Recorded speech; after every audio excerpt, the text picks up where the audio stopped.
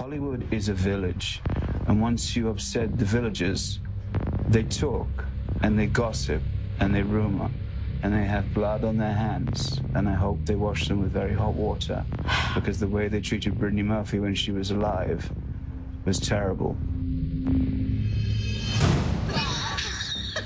Hi, my name is Brittany Murphy, and I go to Hoover Hoover Middle School. C'était une actrice exceptionnelle, au potentiel illimité. On voit bien qu'elle va devenir une star. Mais Brittany Murphy meurt mystérieusement. Une femme de 32 ans ne tombe pas subitement raide morte chez elle. Aujourd'hui, nous allons analyser la dynamique troublante. Il l'avait coupée du monde extérieur. Elle était sous son emprise psychologique. D'une relation amoureuse qui allait la transformer. Plus il parlait, plus il devenait suspect. How about stories that you are a Svengali? Svengali? Yeah. I should be so lucky. Nous nous entretiendrons avec des membres de sa famille. C'est ma fille. Elle était tout pour moi. C'était terrible. Absolument terrible. Et nous étudierons la terrible accusation qui sème le doute sur tout. Il soupçonnait que sa fille avait en fait été empoisonnée. Que se passait-il dans cette maison?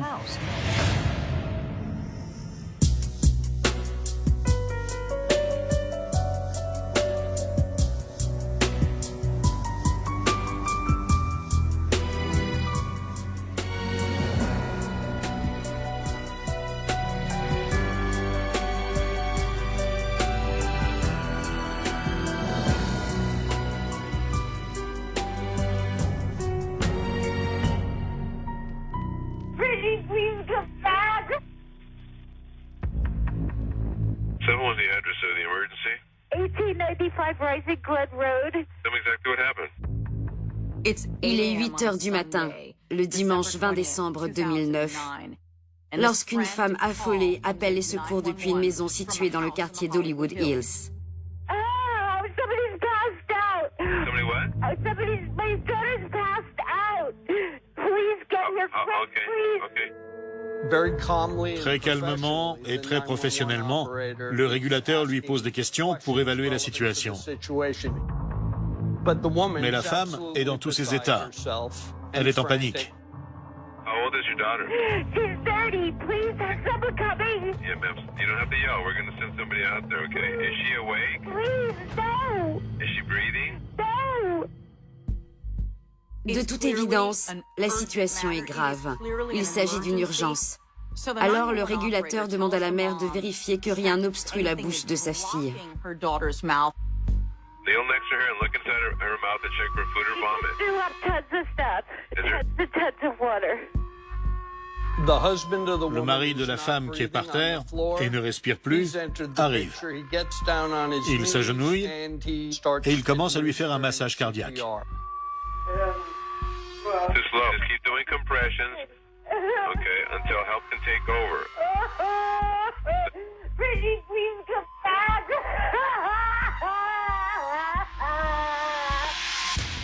Quelques minutes plus tard, une équipe médicale arrive sur les lieux de l'urgence, une villa d'Hollywood Hills. Ils sont accueillis par Sharon, la mère de la femme qui se trouve allongée sur le sol de la salle de bain, et par son gendre, un certain Simon Monjack, un Anglais corpulent, âgé de 40 ans. Ils entrent dans la salle de bain. La pièce est encombrée. Elle regorge de cosmétiques et de produits pour les cheveux. Et ils découvrent une célèbre actrice hollywoodienne. Elle pèse dans les 50 kilos. Il s'agit de Brittany Murphy.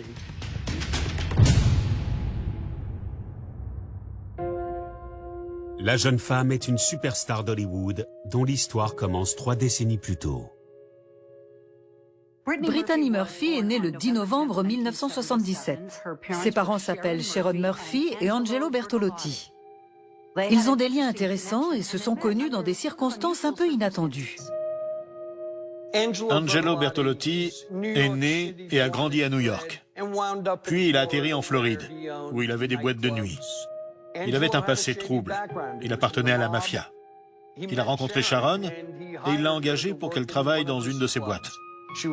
Elle était attirée par ce train de vie, par l'argent qui coulait à flot dans ce milieu. Très vite, le couple se marie.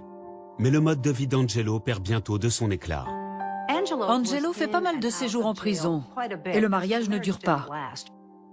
Il divorce lorsque Brittany a 2 ans. Je m'appelle Angelo Bertolotti. Ma fille est Brittany Murphy. Oui, je m'occupais beaucoup de mes affaires et peu de mon mariage. Sharon savait que je trempais dans le crime organisé. J'ai fait 9 ans de prison. Je me suis attiré beaucoup d'ennuis. Alors, en 1980, lassée, Sharon prend Brittany et déménage à Edison, dans le New Jersey. Pour subvenir à ses besoins et à ceux de sa fille, Sharon travaille dans la publicité. Une fois qu'elles sont installées dans leur nouvelle vie, la jeune Brittany commence à montrer un penchant pour le spectacle. Brittany, how you doing today, Brittany? Great, how are you? Very good. You want a job hosting a television show? Sure. Déjà à l'âge de 9 ans, elle montre le poste de télé en disant « Écoute maman, c'est là que je veux être. Je veux passer à la télé. » Give us your name and what school you go to. Hi, my name is Brittany Murphy and I go to Hoover Middle School. Elle avait du talent, beaucoup de talent. C'était une enfant très précoce. I'll tell you what, I'm going to give you a shot and you get to interview. How about you interview these people over here? Okay, sure. Hi, do you like the fair here today? Yeah. What's your name? Caritza. Where are you from? Edison. La jeune Brittany crève l'écran sur cette vidéo. On voit bien qu'elle va devenir une star. Très vite, l'ambition de Brittany dépasse les frontières du New Jersey.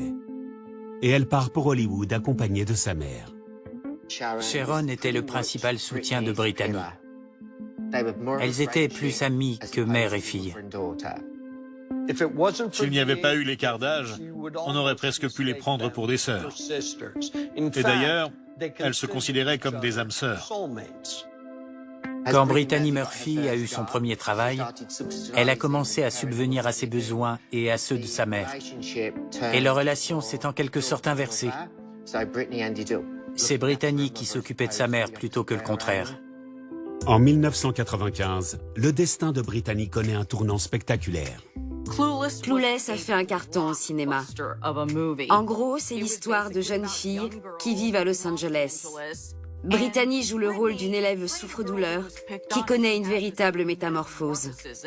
D'ailleurs, beaucoup ont trouvé que Brittany Murphy éclipsait la tête d'affiche Alicia Silverstone. Clueless a été un moment clé de sa carrière. Mais elle était toujours castée dans des rôles de petite brune grassouillette. Alors, elle a fini par mincir, elle s'est teint les cheveux en blond et elle a été remarquée et a commencé à avoir des rôles plus importants. Les propositions commencent à pleuvoir. Fast and Furious, 8 Mile, Sin City. Elle pouvait incarner des filles idiotes, intelligentes, perspicaces, drôles. Et la vie amoureuse de la star suit l'évolution de sa carrière. Elle avait tendance à sortir avec les premiers rôles masculins. Quand elle était sur 8 Mile, elle est sortie avec Eminem.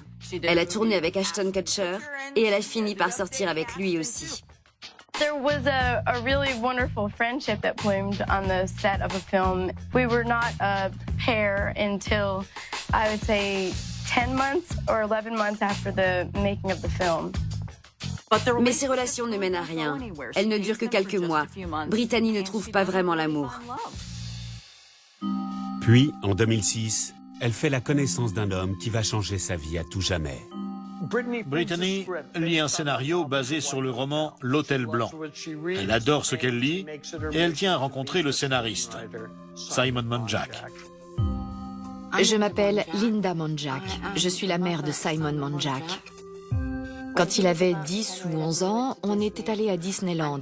Et il avait dit « J'habiterai ici un jour et je travaillerai dans le cinéma ». Simon était scénariste, cinéaste et cadreur. Il savait trouver l'âme de quelqu'un à travers l'objectif. C'était une de ses formidables qualités.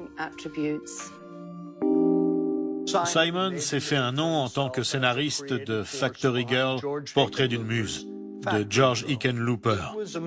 C'était un film qui était librement inspiré de la vie de la muse d'Andy Warhol, Edie Sedgwick. Simon et Brittany s'étaient déjà croisés. Mais ils n'avaient pas de vrai lien avant ce projet de film de 2006. C'est là que le courant est passé. Brittany et Simon se sont vus plusieurs fois et ont parlé affaires. Mais ils ne parlaient pas que de ça. C'est un gentleman anglais. Il a 8 ans de plus qu'elle.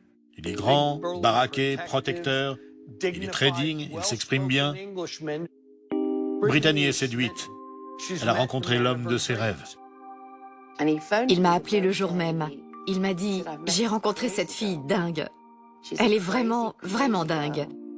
Mais je crois que je suis un peu amoureux d'elle. » J'ai répondu « Oh Simon, tu viens juste de la rencontrer. » Et il m'a dit « C'est une femme incroyable et je suis en train de tomber amoureux. » Simon et Brittany commencent à sortir ensemble. Et au bout d'1 an à peine, ils se marient. Ils ont fait ça très vite. Je ne l'ai su qu'après le mariage. Mais je savais que Simon était très impulsif. Et je l'acceptais. C'était son 3e mariage. Et la première fois qu'il était vraiment amoureux. Tout de suite, Sharon emménage avec eux. Leur maison d'Hollywood Hills est une villa d'une valeur de 3,9 millions de dollars qui avait appartenu à Britney Spears. Brittany et Simon allaient commencer une nouvelle vie. Mais dès qu'ils se montrent ensemble, Simon endure les critiques impitoyables du tout Hollywood. La presse n'est pas tendre avec Simon Monjack. C'est un homme qui pèse près de 130 kilos. Il est mal rasé, mal coiffé. Et tout le monde le regarde en se demandant « Mais pourquoi elle est avec lui ?» Brittany était la coqueluche des Américains depuis très longtemps. Et voilà que cet homme débarque dans sa vie. Et je crois que ça a fortement déplu à beaucoup de gens. C'était tellement facile de le dénigrer. Ils n'ont jamais pris la peine d'essayer de le connaître. 2 ans plus tard, Brittany Murphy est retrouvée allongée sur le sol de sa salle de bain, inconsciente. Lorsque les secours arrivent chez Brittany, ils la prennent tout de suite en charge. Ils contrôlent ses signes vitaux et ça se présente très mal. À vrai dire, ça semble très compromis. Mais soudain, ils détectent un pouls très faible. Ils la transportent jusqu'à l'ambulance. La vie de Brittany Murphy ne tient plus qu'à un fil. Brittany Murphy, alors âgée de 32 ans, est entre la vie et la mort. Dans l'ambulance, l'équipe médicale fait tout son possible pour maintenir Brittany en vie jusqu'à son arrivée à l'hôpital. Derrière l'ambulance, dans une voiture, se trouvent Simon et Sharon. Ça a sans doute été le trajet le plus long de toute leur vie. Ils foncent à l'hôpital Cedars Sinai. Les médecins font tout pour la réanimer. Ils essaient de faire repartir son cœur. Ils font tout ce qui est en leur pouvoir. Mais il n'y a plus rien à faire, il est trop tard. Et à 10h05, à l'hôpital Cedars Sinai, Brittany Murphy est déclarée morte. Le médecin est désolé, il n'a rien pu faire. Sharon reçoit la nouvelle de plein fouet. Elle s'effondre. Elle vient de perdre sa fille unique. Simon m'a appelé et m'a juste dit « Brittany est morte ». Il était absolument anéanti. Et ça m'a rendu malade. Je n'arrivais plus à respirer. C'était absolument affreux d'apprendre que cette femme si belle, si merveilleuse, si talentueuse, si extraordinaire était morte. J'étais sous le choc. Je l'ai appris au téléphone. Je vivais en Floride à l'époque. Et ça m'a assommé. Je n'arrivais pas à y croire. C'est ma fille. Elle était tout pour moi.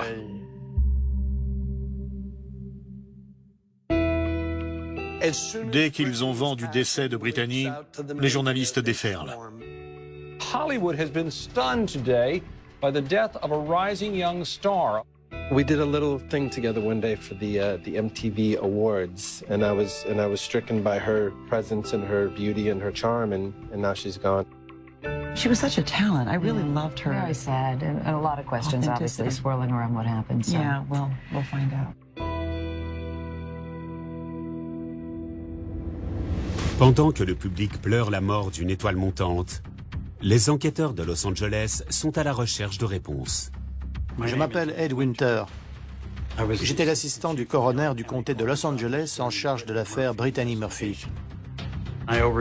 J'ai enquêté sur toutes les morts des célébrités du comté, parmi lesquelles Michael Jackson et Whitney Houston. On a eu une copie du rapport médical, des résultats et des analyses de sang, et on s'est rendu chez Brittany. Des journalistes étaient massés devant la maison. Ils voulaient connaître la cause de la mort, savoir si elle avait des blessures sur le corps, s'il s'agissait d'un meurtre.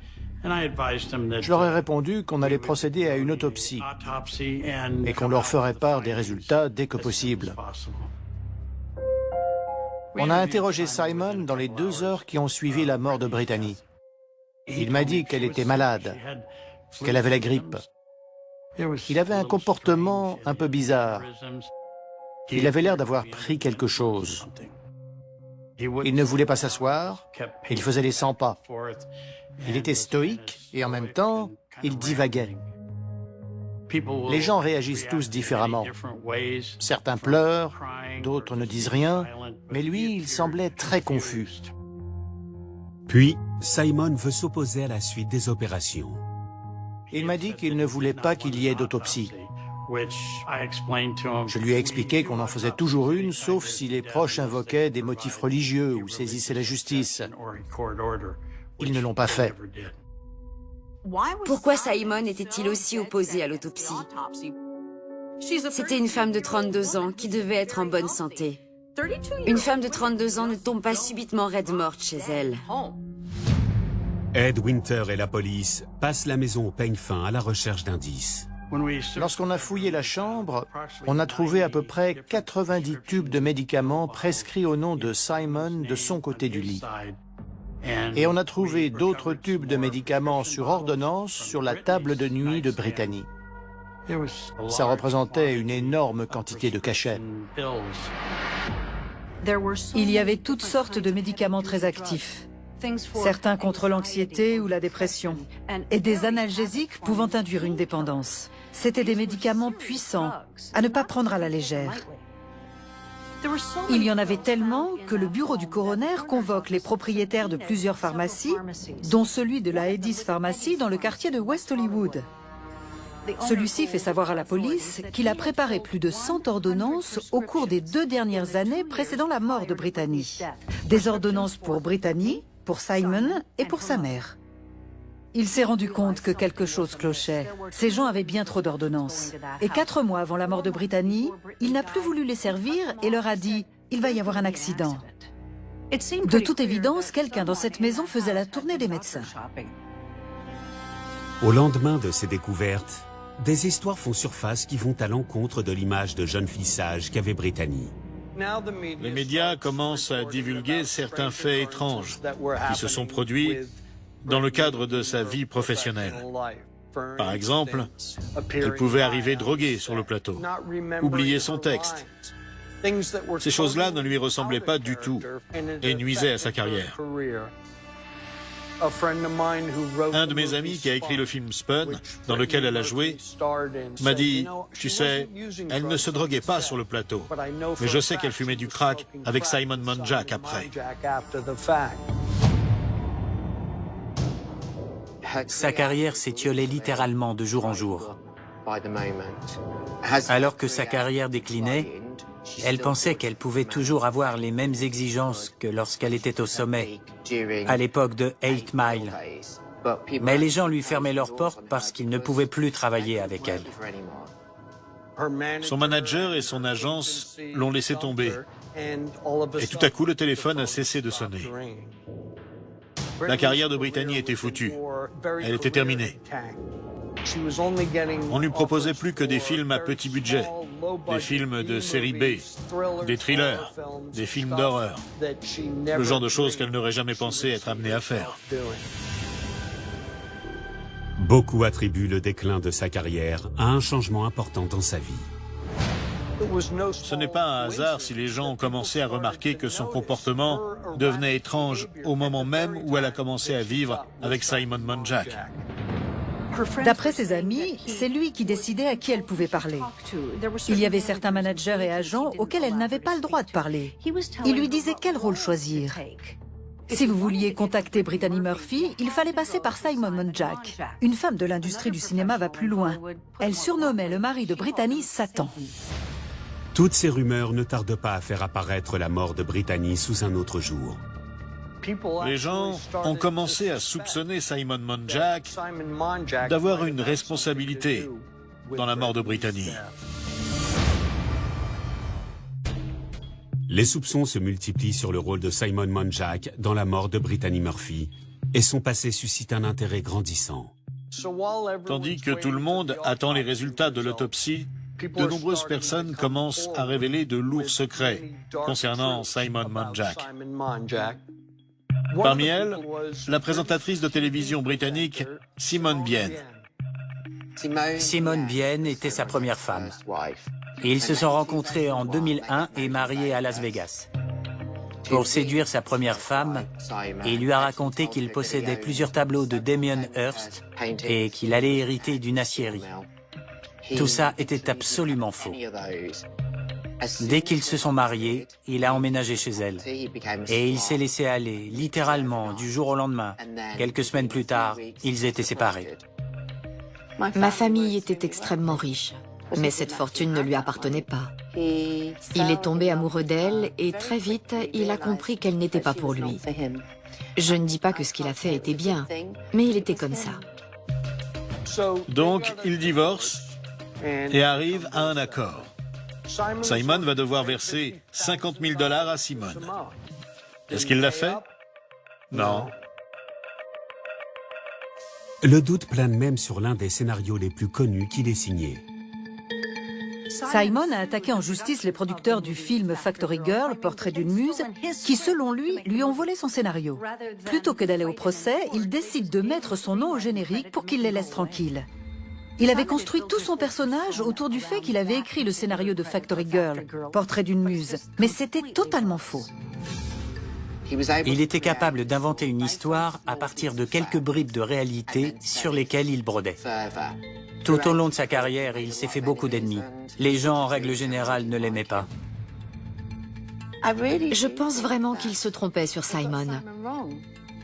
C'était un conteur exceptionnel.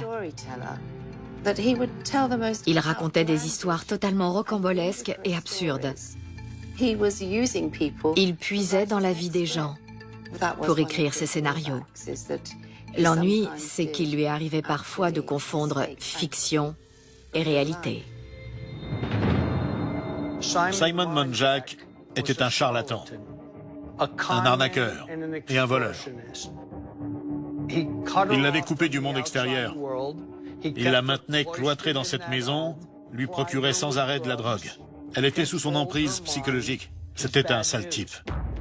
Les gens ont commencé à soupçonner Simon Monjack d'avoir une responsabilité dans la mort de Brittany. Simon Monjack voulait devenir riche rapidement. Il a sans doute vu un moyen d'y parvenir avec Brittany, et il ne lui en a pas fallu plus.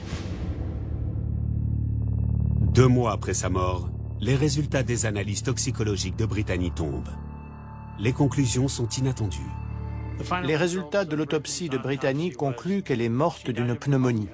Elle était anémique et elle avait fait une overdose de médicaments en vente libre. D'après Ed Winter, ce sont ces 3 facteurs qui ont contribué à sa mort. Brittany avait des symptômes grippaux depuis environ 1 semaine à 10 jours. Quelqu'un de 32 ans peut mourir s'il est malade et s'il n'est soigné qu'avec des médicaments sans ordonnance. C'est exactement ce qui est arrivé à Brittany. L'anémie a contribué à affaiblir un peu plus son système immunitaire. D'où venait cette anémie? Le coroner l'a attribué au fait que Brittany avait eu des règles anormalement abondantes. L'anémie a détruit toutes ses défenses et l'a exposée au risque de contracter une pneumonie. Beaucoup s'étonnent que ce ne soit pas sa consommation excessive de médicaments et de drogues qui ait provoqué la mort de Brittany. Brittany était à San Juan, à Porto Rico, sur le tournage d'un des nombreux thrillers de série B dans lesquels elle jouait. De retour à Los Angeles, elle a commencé à avoir mal au ventre. Elle préférait l'approche holistique, entre guillemets, de l'automédication. Plutôt que d'aller chez le médecin, en général, Brittany se soignait elle-même. La mort de Brittany aurait pu être évitée, à mon avis, si quelqu'un l'avait emmenée chez un médecin ou à l'hôpital, au lieu de lui donner des sirops contre la toux et des médicaments sans ordonnance. Ces médicaments ont masqué le véritable problème, suffisamment pour que Simon et Sharon ne le voient pas ou ne le prennent pas au sérieux. Pourquoi n'a-t-il pas appelé les secours? Pourquoi ne l'a-t-il pas emmené chez le médecin? Brittany serait toujours vivante aujourd'hui, ça ne fait aucun doute. L'inaction de Simon le met encore davantage sur la sellette. Pour tenter de se défendre, il participe à une émission de télévision nationale aux côtés de Sharon Murphy, la mère de Brittany. Il fait le récit de la mort de Brittany. What happened that day was Brittany had laryngitis. I have no idea what to do with laryngitis. I'm a rabbi, not a doctor, so I pray instead of prescribe. Tout le monde se demande pourquoi il ne l'a pas emmené chez un médecin. Et maintenant, il se dit rabbin? Allons. Puis, le présentateur Larry King aborde la question de l'autopsie de Brittany. You didn't want an autopsy at first? No, I didn't. To us, it was such a shock. This pristine body that was curvy in all the right places and the skin like silk. And how could I say in front of her mother, cut her up? I mean, it was just what kind of insanity is that? Vous savez, c'est dur de penser que le corps de quelqu'un qu'on aime va être disséqué. Mais la façon dont Simon a décrit le corps de Brittany, son corps magnifique aux courbes parfaites, c'était franchement obscène. The press seems to think we should be androids. The press seems to think that we shouldn't feel. The press doesn't understand loss. How about stories that you are a Svengali, a controlling factor? Svengali? Yeah. I should be so lucky. Plus il parlait, plus sa personnalité semblait bizarre. Et plus il devenait suspect. Quant à Sharon Murphy, les gens la trouvaient un peu étrange. Que se passait-il dans cette maison? L'interview de Simon Monjack ne dissipe en rien les doutes du public. Les gens continuaient de se demander qui diable était ce Simon Monjack. Alors il a décidé d'essayer de couper court aux spéculations en invitant le magazine Radar à visiter la maison où Brittany était morte. Simon y vivait toujours. Yeah, you're the first people to ever see the infamous bathroom. You can see my wife had a penchant for cosmetics. Well, most of the cosmetics are mine, as I ended up having to buy them over the years for the hair and makeup. Il montre la pièce où elle est morte, ce qui était très émouvant et en même temps un peu glauque.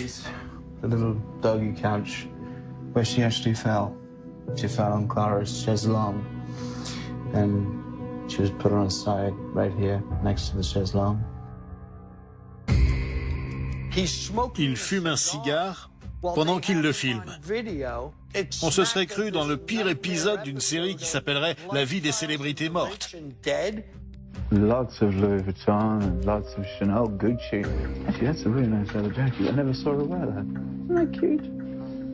C'est pas simplement bizarre, c'est inconvenant. We just had so much fun. It was just crazy. Playing the piano, and she'd be lying on the floor, falling asleep. It was all that stuff. Every holiday was a balloon festival. I mean, it was just crazy. Ça a été une véritable catastrophe. C'était de très mauvais goût. Ça paraît bizarre, non? Pourquoi est-ce qu'il a fait ça? Je ne sais pas. Cela continue d'alimenter les soupçons sur le rôle de Simon dans la mort de sa femme. Mais bientôt, son destin bascule. What's the problem? What happened? My son-in-law, he stopped breathing. Pratiquement 5 mois, jour pour jour après la mort de Brittany Murphy, sa mère, Sharon, appelle de nouveau les secours. What's the problem? What happened? My son-in-law, he stopped breathing. Simon habite toujours avec sa belle-mère. Et c'est maintenant lui que Sharon essaie de réanimer. Not breathing at all. Yes. Did you see what happened or not? What fluid in his mouth. Is he choking on anything? Gurgling, and he snored. Simon est sur son lit. Il ne réagit pas. C'est une masse de 130 kilos. Lay him flat on his back on the ground, no pillows. I can't get on the ground. He's gigantic. He's gigantic. Yes. Elle essaie le massage cardiaque, mais ça ne marche pas. Baby, please. Oh, dear God. 10 minutes plus tard, les secours arrivent. La maison est sans dessus-dessous. Ils l'allongent par terre et reprennent le massage cardiaque. Mais ils ne sentent pas son pouls. À 21h45, Simon Monjack est déclaré mort. 5 mois à peine après la mort de sa femme. J'avais eu une terrible prémonition. Je pressentais qu'un malheur allait arriver. J'ai eu un appel de Sharon qui m'a dit qu'il était mort. Ça a été le moment le plus horrible de ma vie. Le fils que j'aimais, dont j'avais pris soin, que j'avais élevé, que j'avais porté dans mon ventre, n'était plus là. On a été informé que Simon était mort. Je suis intervenu. C'était étrange de se retrouver dans la même maison 5 mois plus tard. Tandis qu'Ed Winter cherche à définir les circonstances de la mort, il découvre des éléments étranges. On a trouvé des tubes de médicaments sur ordonnance dans sa chambre, à son nom et à d'autres noms. Certains médicaments étaient au nom d'un certain Trevor Williams et d'autres au nom de, tenez-vous bien, Sharon Monjack. Quand j'ai interrogé Sharon, elle n'a pas arrêté de dire qu'il était mort parce qu'il avait le cœur brisé.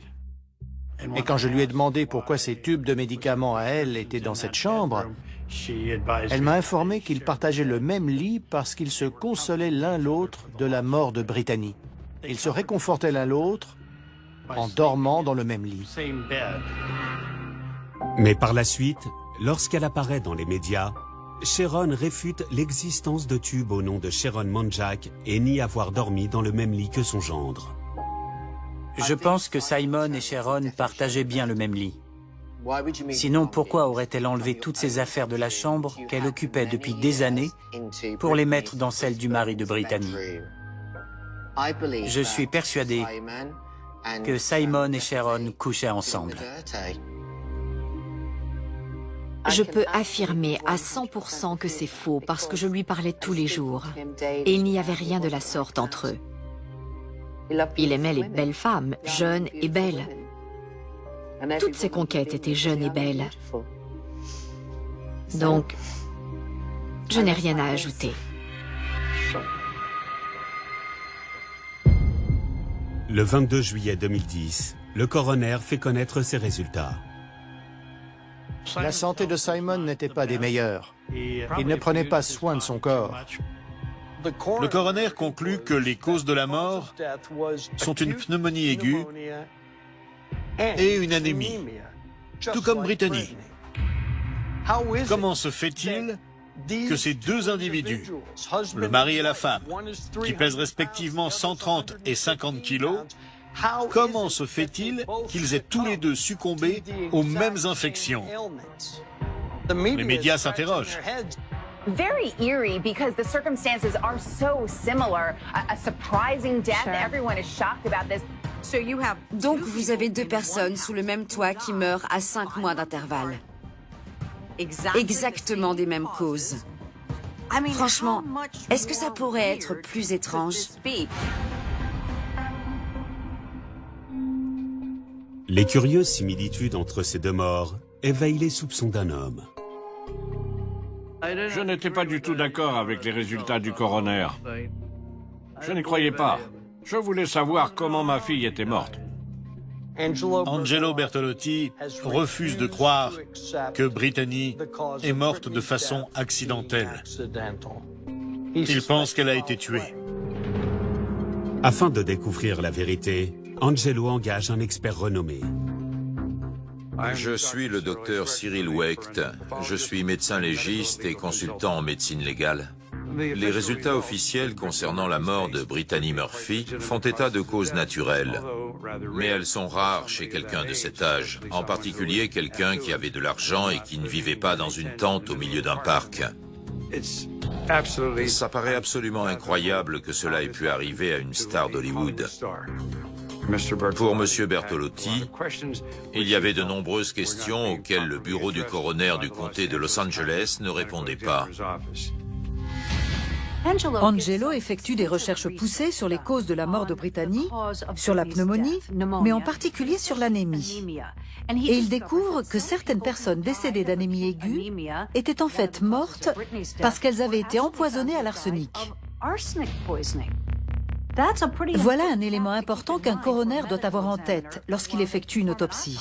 Angelo découvre également que le bureau du coroner de Los Angeles n'a jamais fait d'analyse toxicologique des cheveux de Brittany. Il fait donc une demande pour obtenir un échantillon de ses cheveux afin de l'envoyer dans un laboratoire indépendant. La bataille juridique dure quelque temps, mais il finit par avoir gain de cause. Il l'envoie à un laboratoire du Colorado et il reçoit les résultats. Il me les fait parvenir pour que je les étudie. Les résultats sont très surprenants et ils parlent d'eux-mêmes. Ils montrent la présence de 10 métaux lourds à des taux importants, dont plusieurs dépassent de loin les seuils fixés par l'OMS. Je n'avais jamais vu ça ni entendu parler d'un cas similaire. Les métaux lourds provoquent vertige, sueur, crampes, toux, léthargie, soit tous les symptômes dont Brittany avait souffert avant sa mort. Pour Cyril Wecht, ces résultats soulèvent d'épineuses questions. On ne sait pas si ces composés ont pénétré son organisme. Ce qu'on cherche, ce sont des substances qui ont été ingérées et qui apparaissent dans les cheveux lorsqu'ils poussent. Ils n'étaient pas présents dans le sang d'après les analyses faites par le bureau du coroner. Ces résultats font naître de nombreuses questions. Que se passait-il exactement dans cette maison? Le père soupçonne que sa fille a en fait été empoisonnée. On trouve des cas d'empoisonnement à l'arsenic. Et on trouve aussi des cas d'empoisonnement aux métaux lourds, comme le plomb, le bismuth et le cadmium. Le docteur Wecht et Angelo tentent de faire procéder à d'autres analyses sur le corps de Brittany. Mais ils se heurtent à un problème. Monsieur Bertolotti a demandé l'exhumation du corps. Mais légalement, il fallait le consentement de la mère de Brittany Murphy. Or, quand on le lui a demandé, elle nous l'a refusé. Sharon Murphy s'oppose catégoriquement à ce qu'on exhume le corps de sa fille. Certains trouvent cela extrêmement bizarre. Pourquoi est-ce qu'une mère ne voudrait pas connaître la cause exacte de la mort de sa fille? Pour Angelo, il existe une explication très simple au refus de Sharon. Je suis certain que Brittany a été empoisonnée. Empoisonnée par sa propre mère. C'est ce que je pense. Donc Angelo est convaincu que Sharon a empoisonné sa fille et ensuite Simon pour brouiller les pistes. Sharon a survécu à un cancer. La personne la plus susceptible d'attraper une pneumonie et de passer l'arme à gauche, c'est Sharon. Et pourtant, elle est toujours vivante. Pourquoi Sharon ne l'a pas eue? Angelo voit les projets d'avenir de Brittany et de Simon comme un mobile possible. Simon adorait New York. D'après ce qu'il me disait, il voulait s'installer à New York. Mais il y avait une troisième personne dans ce mariage. et il voulait partir sans Sharon. Brittany et Simon allaient commencer une nouvelle vie, peut-être avoir un enfant. Sharon était sur le point d'être écartée. Angelo la soupçonne, parce que Sharon n'est pas le genre de personne à accepter ça sans broncher. Mais Sharon proteste vigoureusement. Sharon nie toute implication dans la mort de sa fille. Et à la place, elle s'en prend à Angelo et dit « Ce type n'en veut qu'à l'argent de sa fille. C'est tout. » Sharon rédige même une lettre ouverte dans laquelle elle dénonce l'inexactitude manifeste des analyses faites sur les cheveux de sa fille et les fausses accusations de son ex-mari. Au bout de plusieurs années, après avoir épuisé tous les recours possibles, Angelo comprend qu'il ne peut plus continuer. En 2017, premièrement, sa propre santé décline. Et deuxièmement, Sharon refuse de coopérer. Alors Angelo Bertolotti décide tout simplement de laisser tomber. Malgré le renoncement d'Angelo, pour beaucoup, la mort de Brittany reste une énigme. À l'époque où ces questions ont été soulevées, il incombait au bureau du coroner d'effectuer des analyses pour vérifier, corroborer ou démontrer que les résultats des analyses initiales n'étaient pas valables ou insuffisants et non pertinents. Malheureusement, à ma connaissance, cela n'a pas été fait. Pour moi, la mort de Brittany Murphy reste un grand mystère. Et malheureusement, il ne pourra pas être élucidé de façon définitive dans les années à venir. Il est trop tard maintenant pour exhumer le corps. Il est totalement décomposé et il a été contaminé par la terre. En revanche, j'ai vu le rapport d'autopsie de Simon Monjack. Et cela ne fait aucun doute pour moi que sa mort est naturelle. Le comté de Los Angeles, en revanche, rejette l'idée que Brittany a été empoisonnée et maintient ses conclusions. Au cours de l'autopsie, on a fait des analyses de tissu, de sang et d'urine. On a considéré que c'était suffisant.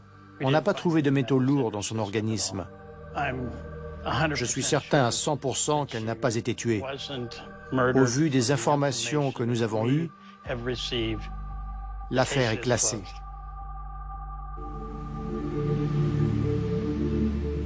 La question reste entière. Que s'est-il vraiment passé?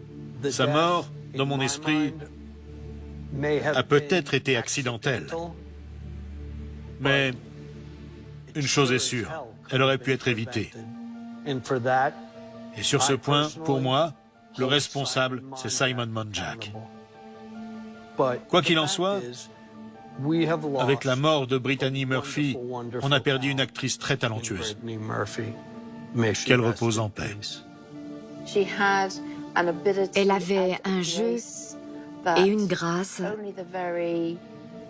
dont seules les meilleures actrices sont capables. Elle savait plaire au public. Elle savait se mettre dans la peau d'un personnage. Elle avait ce qu'il fallait pour devenir une des meilleures.